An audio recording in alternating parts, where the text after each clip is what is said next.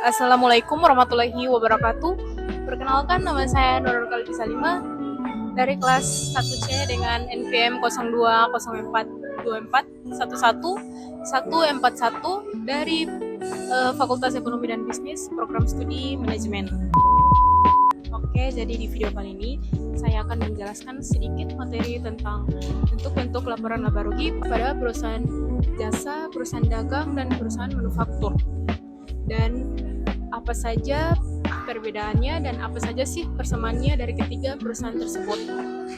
Oke, baik. Jadi sebelum kita membahas lebih dalam lagi, ada baiknya kita mengetahui apa itu laporan laba rugi. Jadi laporan laba rugi adalah laporan keuangan yang digunakan untuk mengukur kinerja keuangan perusahaan pada selama periode tertentu yang menunjukkan pendapatan, beban, dan laba atau rugi yang dihasilkan. Bentuk laporan laba rugi dapat bervariasi tergantung pada jenis perusahaan, seperti perusahaan jasa, perusahaan dagang, dan perusahaan manufaktur. Baik, jadi yang pertama itu perusahaan jasa. Pada perusahaan jasa, laporan laba rugi berfokus pada pendapatan yang dihasilkan dari penyesuaian dari penyediaan layanan dan biaya yang terkait langsung dengan penyediaan layanan tersebut. Berikut struktur laporan laba rugi. Yang pertama, pendapatan jasa. Pendapatan yang diperoleh dari jasa yang diberikan kepada pelanggan. Yang kedua, ada beban operasional, beban yang terkait langsung dengan penyediaan jasa seperti biaya tenaga kerja, bahan habis pakai, dan biaya lainnya yang diperlukan untuk menjalankan operasional. Yang ketiga ada laba kotor. Biasanya tidak digunakan dalam perusahaan jasa karena tidak ada penyediaan barang yang dijual. Yang keempat ada beban administrasi dan umum. Beban yang tidak langsung terkait dengan penyediaan jasa seperti biaya kantor, biaya pemasaran, dan biaya administrasi. Berikutnya ada laporan atau rugi bersih. Laba atau rugi bersih setelah dikurangi semua biaya. Yang kedua yaitu perusahaan dagang. Pada perusahaan dagang, laporan laba rugi lebih berfokus pada penjualan barang dan biaya yang terkait dengan pembelian barang tersebut, termasuk biaya untuk menjualnya. Berikut struktur laporan laba rugi. Yang pertama ada pendapatan penjualan. Pendapatan yang diperoleh dari penjualan barang. Berikutnya ada harga pokok penjualan. Biaya yang terkait dengan pembelian atau produksi barang yang dijual, termasuk biaya pembelian, biaya pengangkutan, dan biaya gudang.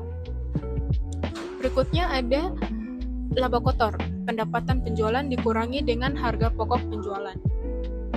Lalu ada beban operasional, beban lain yang tidak terkait langsung dengan penjualan barang, seperti biaya administrasi dan biaya pemasaran. Lalu ada biaya laba atau rugi bersih. Laba atau rugi bersih setelah dikurangi semua biaya operasional. Selanjutnya, yang ketiga yaitu perusahaan manufaktur. Pada perusahaan manufaktur, laporan laba rugi mencerminkan proses produksi barang yang melibatkan pembelian bahan baku, biaya tenaga kerja langsung, dan biaya overhead pabrik. Berikut struktur laporan laba rugi. Yang pertama, pendapatan penjualan. Pendapatan yang diperoleh dari penjualan produk jadi. Yang kedua, harga pokok penjualan.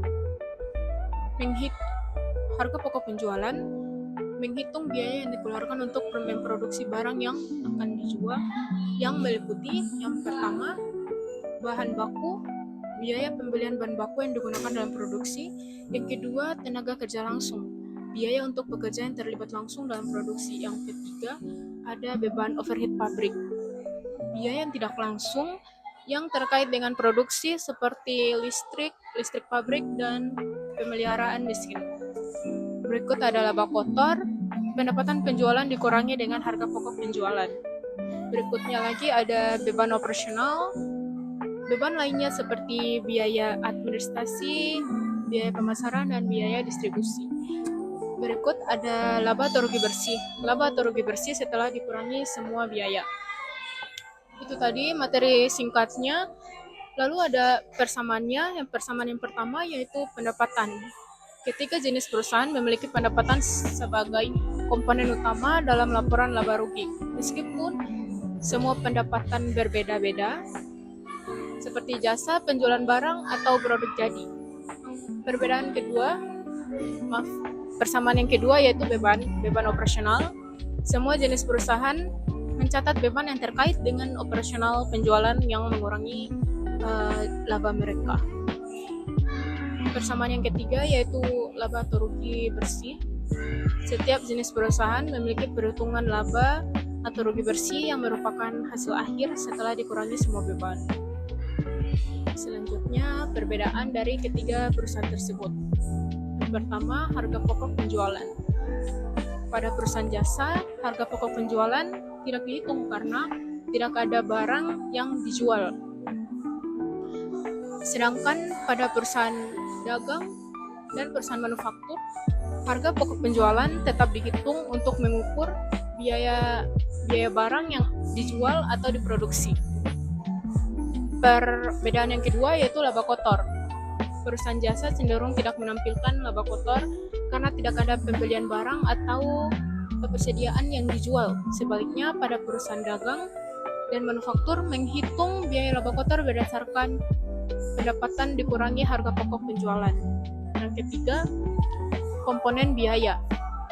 Perusahaan manufaktur memiliki lebih banyak komponen biaya seperti bahan baku, tenaga kerja langsung, dan overhead pabrik yang tidak ada pada perusahaan jasa dan perusahaan dagang. Dengan demikian, meskipun laporan laba rugi pada ketiga jenis perusahaan memiliki struktur yang serupa, tetapi komponen dan fokus masing-masing berbeda sesuai dengan jenis kegiatan usaha yang dilakukan. Baik, demikian itu saja yang dapat saya sampaikan pada video kali ini. Lebih dan kurangnya saya mohon maaf. Wabillahi taufiq walhidayah. Wassalamualaikum warahmatullahi wabarakatuh.